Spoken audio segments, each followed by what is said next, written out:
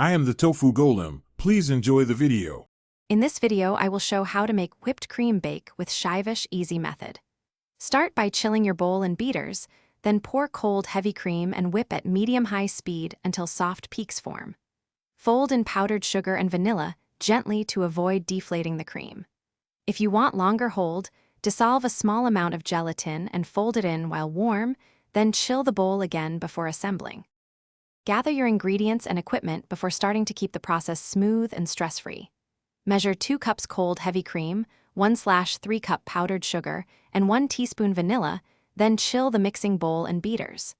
If you prefer a more stable whipped cream, bloom a small amount of gelatin or use cream of tartar as a stabilizer.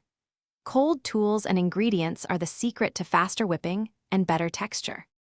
Whipping technique makes or breaks the dessert, so be patient and attentive while keeping things relaxed.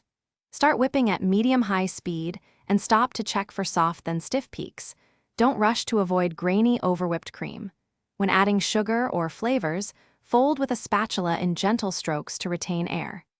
Chill the finished whipped cream briefly if assembly will be delayed to maintain structure and ease of spreading. Thanks for watching. Consider subscribing if we helped you today.